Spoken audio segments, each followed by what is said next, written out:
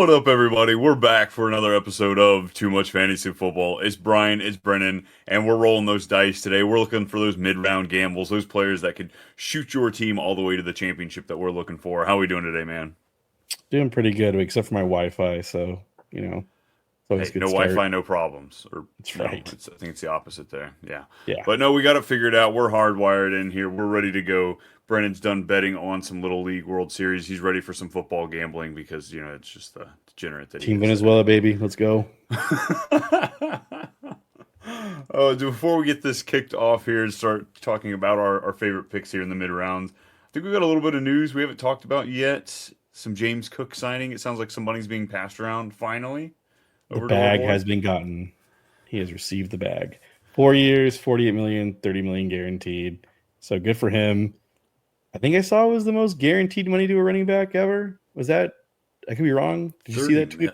I didn't. 30 mil just seems. I hope not. It's not very. It's not very high at all.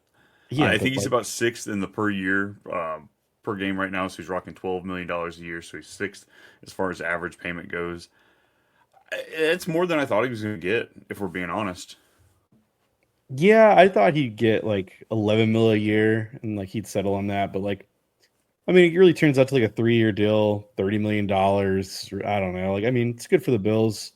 Bad for Ray Davis. So Oh, there goes all that love. I guess that's why they had him out there kicking balls because he's going to be part kicker this year. hey, man, I have said this to you, and I've said to others. I don't know why they don't have their backup kickers practice. If you know who your kicker is, like the Chiefs, like if Harrison Bucker goes down, like he's your kicker. You signed him long term. Have your emergency kicker go fucking kick a game or two. Right. The amount of times I've actually back in high school, we had our running back go out there and just like plant foot, just kick the ball through the uprights. It's easy. It's cake. No, I agree. I love it. What else do we have here? We've got Jordan Love, some surgery, thumb surgery. That's what we're Yeah, going on. Luckily, it's non-throwing hand here, folks. We're not going to freak out too much. He'll be ready for week one, is what we're hearing, and then should be back at practice for next week. But any fear between that and the injury that Jaden Reed's, I guess, dealing with as well? no fear for Jordan Love. They said it's like a very minimal procedure, nothing crazy. Jaden Reed, I have more concern over. It sounds like I didn't even know he was injured. And then you see him in a walking boot, which, like, to be honest, like walking boots always like precautionary, like for most NFL players. Like that doesn't really, I guess, worry me. But I just didn't know he was injured. I thought he was practicing this entire time. So Yeah, the report I had seen last week was they came out of the Packer family night game. His foot was giving him issues, but all the reports I saw, I think it was the head coach was talking about they thought it was just a cleat issue. It wasn't actually a foot issue, so this was a little concerning just to seeing that there is something wrong there. But at the same time, we talked about it in the Camp Battles episode. I'm looking for any excuse to fade these wide receivers anyway. Give me some Josh mm, Jacobs, give me some Jordan Love, give me some Kraft, and I'll just back out of these wide receivers. I'll let somebody else get that win if they will, or most likely is what I'm thinking it's going to be a loss. yeah, we as fantasy community are the most like overreactionary people in the world because like Matthew Golden's ADP is like skyrocketed since this news. Well, for best ball purposes at least. Like you like I would say it's like almost like 8 picks of a difference now. They used to be back to back. Now it's completely 8 picks. So yeah, we're very, very reactionary. 100%. Yeah. If any of you all that went out to the Fantasy Football Expo out in Canton this past week, I got in a pretty heated debate up there in one of the panels talking about how this game is 99% emotion. Like if you can navigate the emotion of what's probably what a majority of men that are getting overreactionary to it, over involved on something. If you can just play on that alone, you can win this game just by riding through value. So it's not a crazy theory to just be looking into those types of situations. No, I completely agree. What else we got? I think that's it. Matthew Stafford hasn't practiced still, so that's always good. Is that new though? Is that new? I mean, kind of. I don't know. Goodness, Yeah. I'm freaking out. We've got a potential two wide receivers going here in the top 15 for a quarterback that may not be playing. I'm nervous. I'm a little nervous too, but I still think he'll be out there week one. I'm still on the side he'll be out there week one. But we're almost close to doing some crystal ball healing for his stuff going on. Whatever we need, let's shove all the rocks up his ass that we have to. I'm down for whatever. Alrighty, let's roll them dice. Let's get into these gambles. Indeed.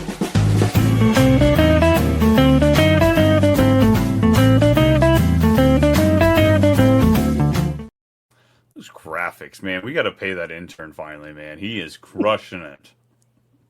Yes, mid-round gambles. We've given you our late guys or our guys in the double-digit rounds. So now we're picking guys through rounds 5 through 9, 6 through 9, somewhere in there. But essentially, after you get through those top four picks, those ones that really make or break the foundation of your team, this is where I really start taking shots. Some players that maybe I take them a bit earlier than I should, but because I see them with the potential to finish significantly higher than where they're going. So why don't you go ahead and start us off? Who do you have for us, number one?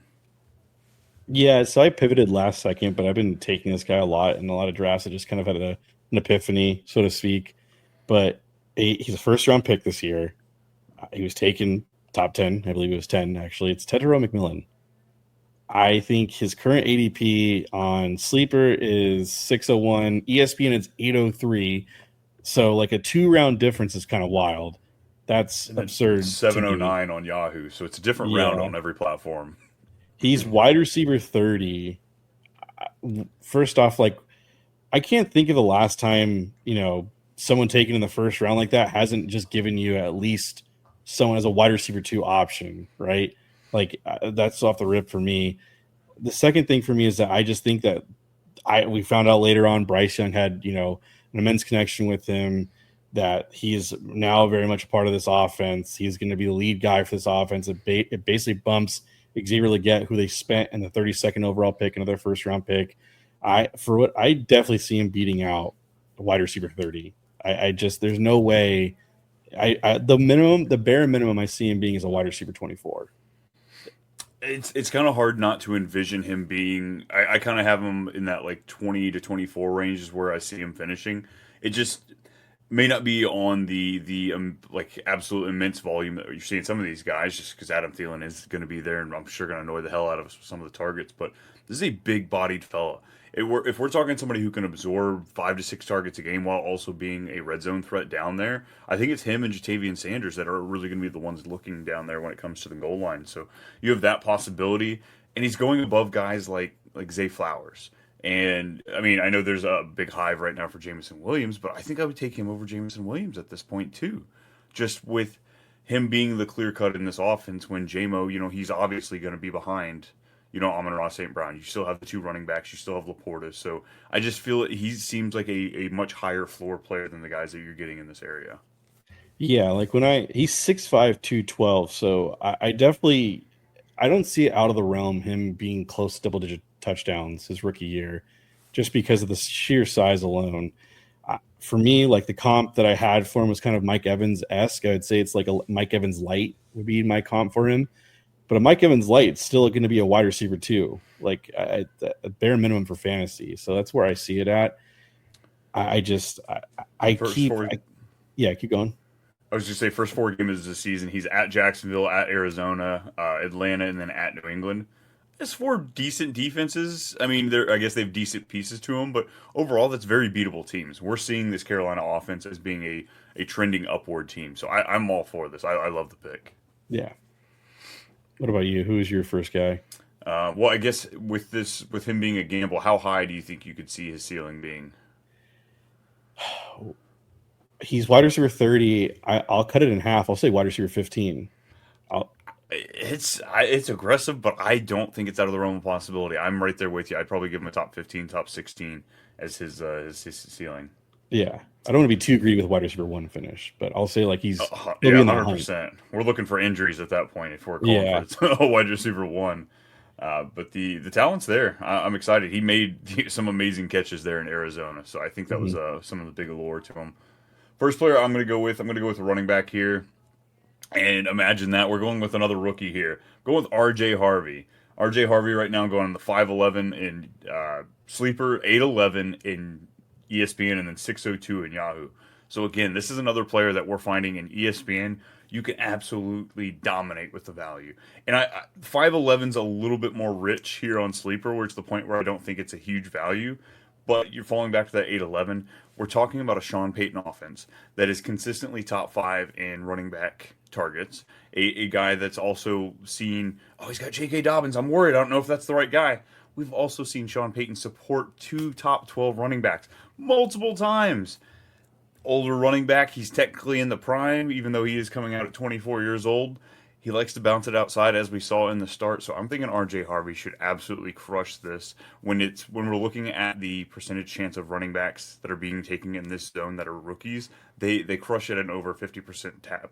So yeah, give him to me. Put him on my Okay. team. But he's listed as the RB5 on the depth chart, Brian.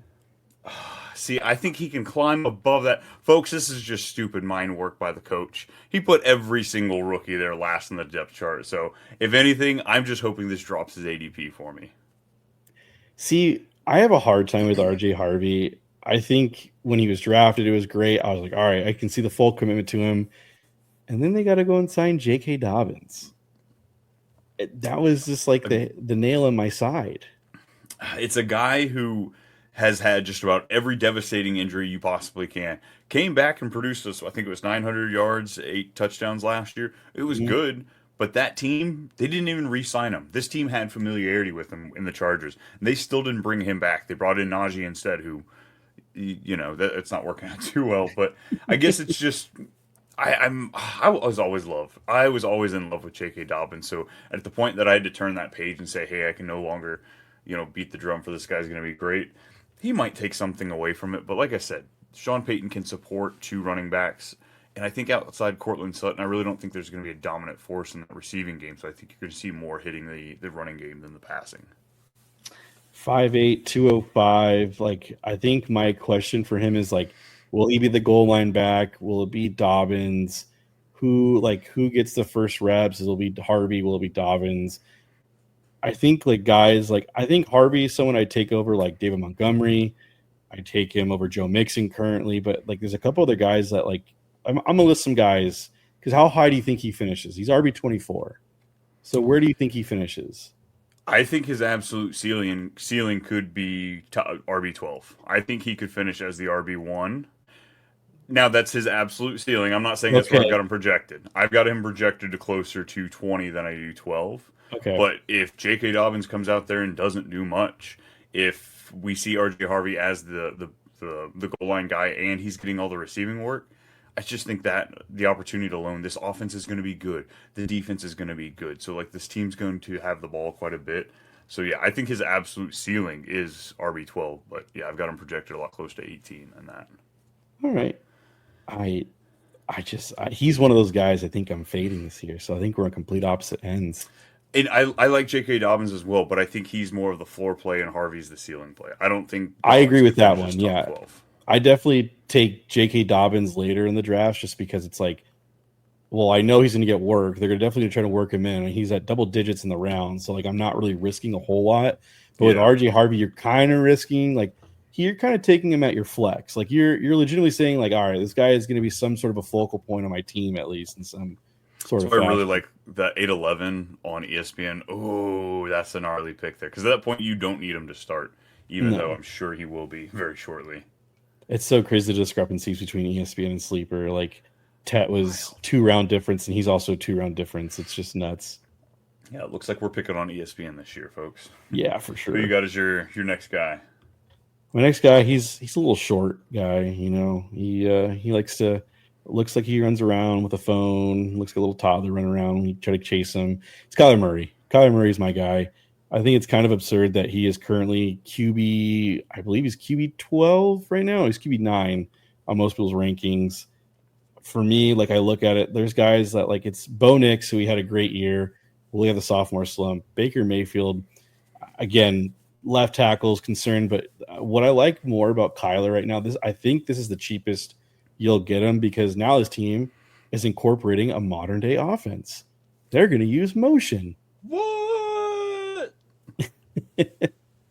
I I look at his stats last year, right? It was just he was like kind of consistent, kind of not, like 15, and then 1, 17, 24, 7, 25, 6, 10, 34. Like he's all over the place. But I just think a second year of Marvin Harrison, Trey McBride's now fully established. James Conner's a lead back. I don't care what they say. Trey Benson's not getting in the work in this offense. Uh, where he's going to in rounds 8, I mean, he's going 901 in sleeper, 810 in ESPN. I mean, you can build your whole entire team and then get a guy who can we've seen be almost QB1 before. And something to, because I'm about to go in the opposite direction. His touchdown percentage last year was at 3.9%. NFL average is about 4.4, which leads to regression closer to the mean. He should be closer to that 4.5 somewhere in there for hopefully even 5%. We saw a decent amount of touchdowns go to Marvin Harrison, but Trey McBride, man, he had 3 in total, and one of those he had to pick up because it was a fumble. So I think that is cause for concern in Kyler. My issue with him is just the price. You are taking him at QB9. That's where I have him projected about this year, and it's not that I think that, hey, you're buying the QB9, you're going to get the QB9. I don't think it's that simple when it comes to Kyler. He can be incredibly streaky. We know this team likes to run as well. So if James Conner gets 2 touchdowns, maybe Trey Benson finds the third, Kyler may be stuck there without very much, especially when we know he's so hot and cold with wanting to run the ball. Last year, what was it, 47% of his games were below 20 points. It's kind of the threshold you really were looking for. So I don't think he's a bad pick, but my big issue with him, I just don't think he's that league winning pick because of the inconsistencies we can get him or we have gotten from him. No, I definitely understand that, but I just think where 810, right, 901, because the guys behind him, like Brock Purdy, there's question marks with the wide receiver room. Justin Fields is well, he's the biggest question mark himself. I just feel like there's kind of I don't want to say drop after him, but I want to say he's kind of the clear, there's a clear cut, what's the word I'm looking for? Tier break. Thank you. There's a tier break right after he's the last one a part of it. So I want a piece of it. Dak's going at QB 13, about a round and a half later on average in the mid 10th round. I like that shot there. You've also got Drake May there just a couple rounds later. I don't know. I don't hate it. If you're in a 10-team league, you want an action, you want a shot at one of these top quarterbacks. It's probably where I'm going then. Probably going to double dip with a Kyler and a Dak. But 12-14 team league, I just don't know if I want to make that investment there. Fair enough. Alrighty, now I'm going to go with another short guy. Imagine he's short. He's running back. They're usually pretty short. And goodness, this hurts me. I want to pick his backup. I want to go with the other guy. I want to go with him taking over this backfield, but he got carted off this past week. Tajay Spears did. He's got an ankle injury. So we're going to talk about Tony Pollard here for the Tennessee Titans, going as RB27 on average 708, as late as 902 on ESPN. God, look at these ESPN discounts, man. Why don't we play over there more? Oh, because the platform sucks, Brian. Oh, that's right. That's right. But Tony Pollard is looking to be set up pretty well. He's finally got what we're looking at as, I think we can call it a competent quarterback with Cam Ward. Cam Ward's going to want to zoom the ball out. He's going to want to get it out of his hands. He's going to want to toss it. Tony Pollard last year, 75% of the rush share. His consistency, 52% of his games were over 10 points. And I think this offense should be in a better position. They invested in the offensive line. Maybe not appropriately, but they did invest nonetheless. So give me Tony Pollard as a guy who should easily finish as a low-end RB2, if not potentially have some higher-end upside with this offense being better. And Tajay Spears is struggling to stay healthy in his career. I want to hate the pick, but it's really hard just because he is so bland. It's so unsexy. Yeah, he's just very consistent. He's just going to give you at least a safe floor of an RB2 finish, right? Tony Pollard or Brian Robinson. Oh, dude, you can't do that because my boy Bill's killing it in the preseason. Exactly. Give me Tony Pollard. Tony Pollard or Tyrone Tracy. Tyrone Tracy. Oh, I don't care about Cam. Yeah, I don't care. That schedule is so damn rough. I like Tyrone Tracy. You and I both talked about him last year. We were excited for him, but damn if he's not in a situation with just a bad offense, a bad schedule. So I would be taking him there. I'd be taking him over Jalen Warren, Travis Etienne, Quinshon Judkins. Good Lord, ADP keep dropping. I don't know why he's still there in the 30s. Yeah, I don't know either. Honestly, I think they're just kind of holding on to hope. Right. But yeah, Tony Pollard, not the sexiest of picks, but if you go more of a hero slash zero RB approach. You could load up on maybe a quarterback, a tight end, and a bunch of wide receivers. I think he fits in beautifully as an RB2 for you, especially at the RB27 price. Yeah, and it's crazy. Just about I think what 2 years ago he was like going as like the RB5, RB6 for Dallas, Yeah. and now we're looking at his RB28. It looks like here. I do like Tony Pollard now. I think he's gonna obviously he's gone up the draft boards a little bit just because of the Tajay Spears news. I like the pick though. I think it's worth the gamble just because like at least at the end of the day the worst he'll be is an RB2 for you. There's still an upside though that he could be closer to RB1, like RB15 if he stays healthy all year long and Cam Ward shows promise and there's a functioning offense. So no, I like the pick. We've got a running back going in the similar area. Who do you have for us? See, I got a guy that I liked a lot out of this draft. And then he goes to a team that's just notorious for have a head coach who loves bell cow type of backs. The only problem is though, is that there's an offensive coordinator who's just the antichrist himself. It's Caleb Johnson.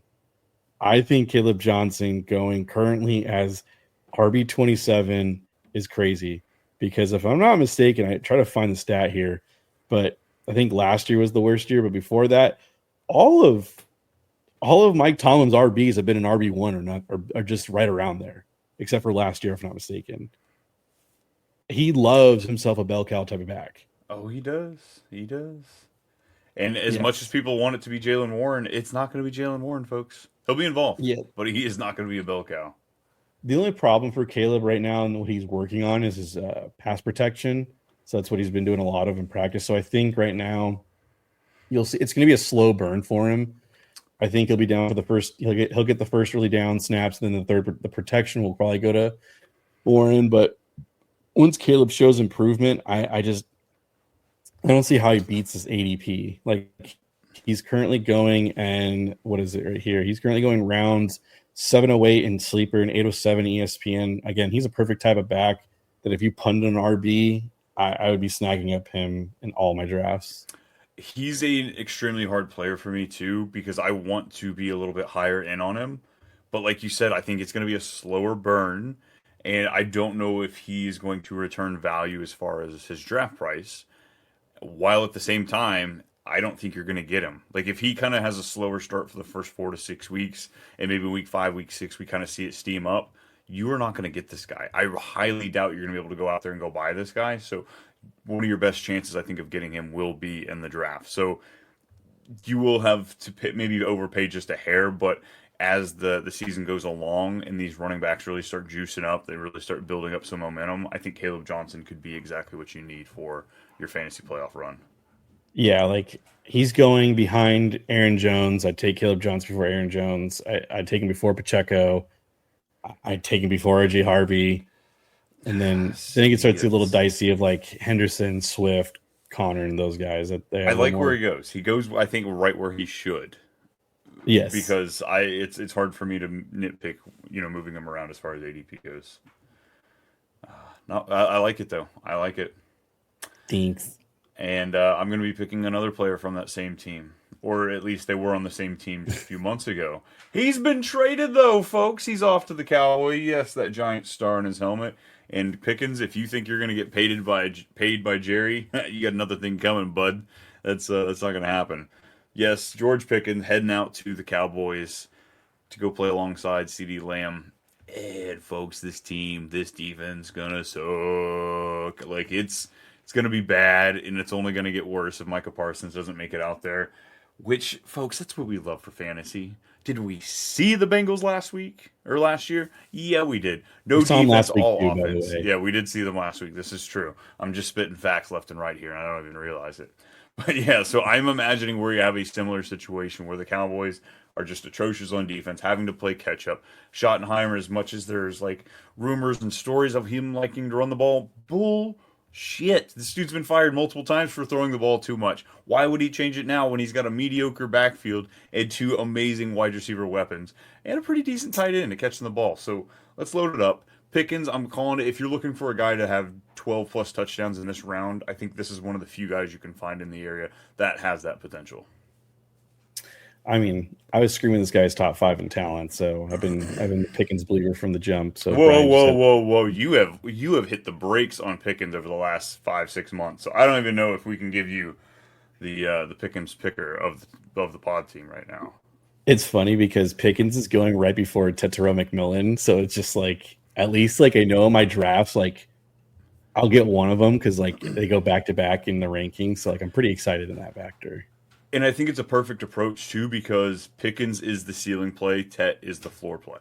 Yes. So based on how your team is built, whether this guy is going to be your wide receiver two or your flex spot, I think that it kind of makes it easy when deciding which player you're going to go for. No, I agree, and I think finally he's got this is the best quarterback he'll play with. By far. By far. I think with CD on the outside, I think the only downside I can see for Pickens is being that he's going to rely on a lot of big play action because CD's just going to get open. CD's an immense, great separator, everything else like that, but Pickens will rely on those deep balls. But I think there'll be enough deep balls just because, like you said, this defense is, I mean, it's mediocre at best. And with Micah holding out, and we've seen that those guys get off to a really slow start when they hold out and they finally sign. Like he'll sign, watch, he'll make a theatric because if people have called it before, and I think it's going to happen too, is that he'll sign the day of the game to ruin the Eagles ring ceremony because why not? And he'll be on a snap count, a pitch count, and the Eagles the Cowboys are going to have to be, playing catch up the entire time. And so I think that's what plays benefit towards Bacon. So, because I think they'll be playing catch up for in a lot of their games. Well, and as Jerry's told us too, it's not like Mike is going to be out there for every game of the season anyway because of all those injuries. Dick. Yeah. I wish I had life with Jerry Jones and treated my team like a fantasy team. Just, like, no, you're not going to play all the games, you loser. Loser. Why don't you give us some players that don't play for a loser of an owner? I don't know if that's true. Isn't this Walmart? Yeah, this is Walmart. Let's say the richest. I think they're technically the richest owner. Yeah, so my guy's Cortland Sutton. It's kind of a cheat because like he's right at the cusp of ADP for us for these mid rounds. Like the only reason why I have it here is because ESPN has him almost as a 7th round pick, which is just absolutely stupid. Yeah, we're looking at 502 on Sleeper, 610 on ESPN. Folks, that counts as a mid-round gamble here on this show. Yeah, no kidding. I keep trying to do a dice shake, and it doesn't look like I'm shaking dice when I'm. It looks like you're doing something else there, brother. Yeah, I look like I'm Deshaun Watson here. Like, hey, yo. No, wrong table. Yeah, wrong table for sure. If you would have said Cortland Sutton would have been, I think he finished as wide receiver 13 last year. Yeah. After the first 3 weeks when he was 57, 71, and 39, I think everyone had called you a crackhead. But I mean, obviously Bo Nix came to life. He got paid this offseason. I think you and I both have said that he is like the epitome of just a safe pick, and you're getting him as like your wide receiver 2, where he has the upsides of finishing as a top 12 each week, just because I don't know who's going to be the wide receiver for Denver. It could be Marvin Mims. It could be Troy Franklin. It could be their brand new rookie wide receiver that's supposedly the next coming of Michael Thomas Jr. It could be Deshaun Bailey. I don't know who it is, but I just know Cortland Sutton's going to be out there every snap on an offense run by Sean Payton. Yeah, if there's so much moving around there with all those wide receivers, he is the good and consistent guy. As far as consistency goes, 64%, nearly 65% of his games were double-digit last year. That's some great work, man. He went out there, 7 red zone touchdowns. This is where Bo Nix is going to look when it comes to the red zone. It's not Evan Ingram. Evan Ingram is not the red zone guy. So, like, if you're worried about him coming in there and joking it up, no, that's not going to happen. Fair enough. How high do you see Cortland Sutton? What's his ultimate ceiling? I think he's going to do what he did again last year. He's going to be right there in the hunt to being a wide receiver 1, but like top 15 easily. And look where he's going. He's going as wide receiver. Let me see here. Let me pull my rankings back. 23 is what I have. 23. Yeah, like I think it's just because would you rather have him or DJ Moore? I think I'd have a Sutton, honestly. He seems safer than DJ. I think DJ Moore probably has a higher ceiling, ultimately, just the Ben Johnson offense, but Sutton seems so much safer. And what about Rashi Rice? Rashi Rice is going as wide receiver 21. Right now, speculation is 4 to 6 games. He hasn't been hit with a suspension as of the time of this recording. If it's 6 games, I'm taking Sutton. If it's 4, I'm kind of in that like, oh man, I really like It's Rashi the Rice a ceiling, lot. isn't it? Yeah, it's a ceiling. Yeah. I know Rashi Rice could be top 5, honestly. Mm-hmm. I'm right there with you. 4 games makes it just so much more intriguing. And yes, folks, Yeah, I checked my settings on my home league. Suspended players can, in fact, go in the IR. Go get that fixed before your league makes wake up, folks. like it's almost to the point where like him or Marvin, like really, like you want to go down that route. Like, do you really have more faith in Marvin being a better fantasy player No, than Cortland Sutton right now? Like, no, I actually might have Cortland ranked higher than Marv. I need to check my rankings, but yeah, Marv is kind of a fade for me this year. yeah, All right, second to last guy for me, it's going to be look. Brennen gave us the warning. He said, folks, do not go after hurt players. You know what, though? Doesn't look like the guy's going to be hurt, so I think he's going to fall out of his circle of stay away. I think Diggs is just barely going to be out of that. And Stephon Diggs, folks, looks like an absolute crush for me at his ADP. Going as wide receiver 38, going at 811 on Sleeper, 904 on ESPN, and 908 on Yahoo. About time we get like, what is that, 5, 6 picks? That's better, folks. A little bit more consistency across the ADP board. But Stephon Diggs, like that wide receiver room, like I get it. They took another second round wide receiver this year. There's a chance that he blossoms into something. But if you think that Drake May is going to break out, like a lot of people are calling for, I think me too. It's got to be on the back of Stephon Diggs hitting 100, 120 targets. And we saw what the guy could do last year. He still has it. I mean the old age, but I just think it's a volume play at this point. At wide receiver 38, you're not going to find the volume that you're going to find here. yeah. Like he's going. Guys that are going in front of him have a Jordan little bit like Chris Addison's Godwin. ahead of him. Yeah, Jordan Addison, Chris Godwin, Judy. Like I like Waddle and Olave though, so I can't really discuss that. Ooh, So like I do think where he's going though, like I'll probably take him if he is for sure ready to go week 1. There's no limitations. He's it's out him there or every Fat snap. Debo. Who are you taking? Dude, don't disrespect Fat Debo like that. All right. It's him or Old Man Cooper Cup. I'm taking Diggs before I take Cooper Cup. I've Yeah. faded Cooper Cup. Yeah. Goodbye, Cooper. I'm sorry, man. Triple Yeah. crown, but not no mo. Yeah. And honestly, there might be was it the Stafford effect? Yeah, it's gonna be hard. That one I'm kind of full fade on. But Stephon Diggs, man, it seems like just a great floor play there in the 8th and 9th round. You're just hoping for the immense amount of targets though, right? Like Yeah, buddy. yeah. But Diggs has also always been kind of a touchdown guy. He has a nose for the end zone, so like I wouldn't be Mhm. surprised if we can get a good 6 to 8 touchdowns out of the guy too. Yeah, I definitely see that too because it's just like who in this offense are we really like hoping for? Like, because before he got injured, he played looks like well, I'll say 7 games because 8 games I really don't want to count that because he tore his ACL. I mean, he had already in 7 games he had 3 touchdowns. I mean, that's really that's his bread and butter. So I He definitely had could four see touchdowns. him. He had a rushing touchdown as well. Oh, that's right, a rushing touchdown. Yeah, so he had 4 touchdowns. I definitely could see him kind of leading this team in touchdowns for sure. So, and you're getting him as and the wide receiver 38, yeah, he can beat that ADP for sure. Yeah, he had one game below 5 receptions as well in that time period. Including the game he tore his ACL. He was Yeah, 5 for 981 before that happened. and that was with Tank and Nico, I believe, as But yeah, well. both Running. guys were there for majority of those games. So I'm just it's a volume play, and I think the risk is kind of baked into his price. No, I agree. There's definitely a little bit of risk just because like he's over the age of 30. He's coming off a torn ACL. Like, is he really good to go? Like, it's just there's that gamble. So, but he's worth the gamble though. Yeah, right there with you. Well, of course, it's my take. All right, give me that fifth guy, man. Who you got for us? This is a homer pick, but I do not care. Like, I genuinely don't care.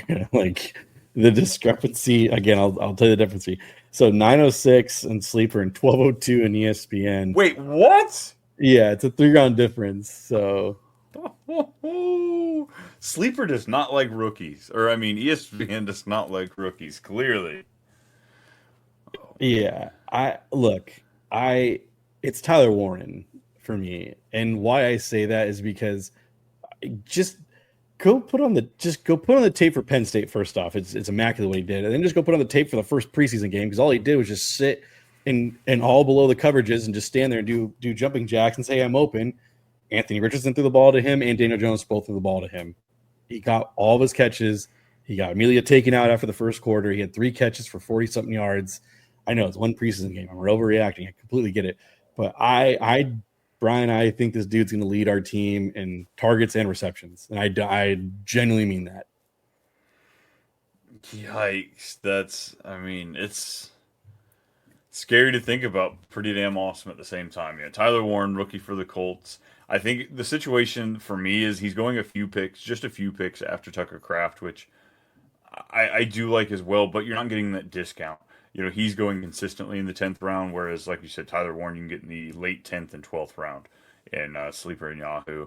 If you're in a 10-team league, you probably want to take a shot at one of these late to mid tight ends if you're not going this first 3 guys. So 12-team leagues, I'm a little pulled off more, but I don't mind. I love this Tucker Kraft, Tyler Warren, Colston Loveland section of the draft. Right after you get past Njoku and Evan Ingram, Mark Andrews, like this seems kind of where I'm going to be feasting if I'm taking a mid tight end. You know what I mean? And Yeah. hey, rookies finished number 1 the last 2 seasons. Why not now? I'm just saying another thing for me is he's not going to leave the field. He's going to be on the field 100% of the snaps. They're going to use him as a joker. Like I know everyone talks about Sean Payton using Evan Ingram. No, he was a joker for college. The team has spoken nothing but, glowing things about him being like, well, they used him as a fullback. They've used him out wide. They've used him in different scenarios. So like for me, it's just like if you're going to do that, like I don't see why you don't take a guy that you're planning on using all around the field. If the Colts tush push, this is the guy they'll use. Like they're not Yes. going to risk getting Anthony Richardson hurt anymore. This will be the fellow they stick back there. So yeah, whether it's in the slot, out wide, in line, as a running back, at quarterback, this guy will be all over the freaking place. I would bet that he has a rushing and receiving touchdown this year.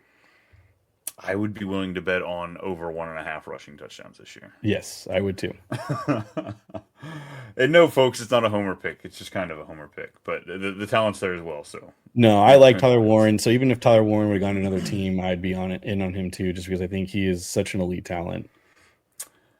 All right. And my last one I'm going to pull up, it's going to be from a team I've been trying to attack all offseason long. The 49ers just have an amazing schedule. They are geared up for quite the bounce back. God, they could not keep anyone healthy right now. And Brennen and I have been back and forth on 2 of the wide receivers for this team. And you know what? Injury has made up my mind. I'm on the Pearsall side. Let's go, Ricky! Ricky! Yeah, Ricky Pearsall, man. Going as wide receiver. He's going as the 95th pick overall, going in the 9th round in most drafts. 11:02 on ESPN, folks. We are just attacking those. So all of those office leagues that you're stuck playing on the ESPN platform, folks, we are going to feast. Ricky is going to feast. I get it. If Juwan Jennings is healthy, re-signed and out there, he did get an insane amount of the first 3 targets from Brock. I almost said Brock Bowers. Brock Purdy. But we also have to remember, Ricky Pearsall was a rookie last year. Ricky Pearsall got shot last year. Ricky Pearsall had a lot of talent on that team around him. So the way he should plug into this offense, we know that Demarcus Robinson is going to be on suspension. Juwan Jennings has been lingering with calf injury. Cowing has a hamstring injury. Ayuk isn't coming back until week 6, and that's from a multi-ligament ACL tear, so it still could take him several weeks before he comes back and he's ready. Ricky! I'm done. I mean, I love this pick. So I obviously we're team Juwan. I was team Ricky from the jump. So like the fact that you picked Ricky just warms my heart. Like you said, last year he got shot, so he gets put on the IR, misses 6 games, and like he didn't look good. But like, what do you expect? The dude got shot. Like he had a slow start of the season. The last 2 weeks he was wide receiver 6 and wide receiver 15. I mean, I don't expect him to finish wide receiver 6, wide receiver 15, but I definitely see him more as like a wide receiver 20. If we're playing complete ceiling out, I would say, oh man, I'd put wide receiver 14, I think is his complete ceiling. Oh just yeah, because of how this wide receiver room looks. Like we might not really have anybody fully recover to the point that they're playing the whole season. You know what I mean? he could have similar stats to Lad McConkey, but probably Yeah. not as many touchdowns, but right there in the receptions and yards. Yeah, I'd agree. Like that kind of output would not surprise me at all to give you a very high end wide receiver two finish. And no, I'm not comparing him just because of the skin color, right, folks? I mean, we all were asking. We were all asking. Yeah, I know. Tyler Warren, I forgot to ask. What is his ceiling outcome for you? Like, how high could he finish? Honestly, like tight end 5. I I would saw say Brock Bowers be tight end 1 with worse quarterback, so I don't think it's unreal to say tight end three. yeah. I really don't. Like George Kittle consistently misses games from injuries, and then all it would take is just a little slump from Brock Bowers, McBride, or just either one of them missing games. So I think Yeah, that top three shouldn't be out of the realm of possibilities. absolutely. All right, just to recap, my 5 players are R.J. Harvey, Tony Pollard, George Pickens, Stephon Diggs, and Ricky Pearsall. Who you got, Brennan? My 5 guys were Tet McMillan, Kyler Murray, Caleb Johnson, Cortland Sutton, and Tyler Warren. Nice. Nice. Folks, that is 10 players that you can use and abuse on ESPN, but you should be able to get a decent price across any platform wherever you're playing. Hope those guys work out for you. If you are looking to maybe snag those players on another team, maybe a different format, different league, come on over to the Too Much Fantasy Football Listener League. It's free to enter. Just hop on in the comments. Let us know that you want to play along, and the winner wins $100. That's right. Free to enter, plus there's prize money. How can you do that? Yeah, just slap a review, a like, a comment, whether you're watching on YouTube or the podcast. Let us know. It's at Too Much _ Brian on X, at Too Much Brian everywhere else if you're looking for me. Brendan, where can the people find you? It's at Too Much Bean Milk on X. And you can find the show all over on your favorite Instagrams, Twitters, the Tickety Talk, and of course the shorts that we're going to be dropping. We've got content coming out for the rest of August and all of September, October, November, December. It's year round, folks. We don't quit. We don't quit. Anything else for the folks? No, I think that's it. What's our next episode for the folks? Oh, it's a secret. We can't tell you. No, it's That's my right. guys. It's my guys. We've got our 4 favorite players for the season, and we've got to talk about those because somebody doesn't have the best picks always. Right. Who was your my guy last year? Shut up. I get it. I dropped the ball, folks. It was me last year. He crushed the my guys, but that's all we're gonna say. We're not gonna give any details. We'll Until see. next time, though. We'll see y'all later. Deuces.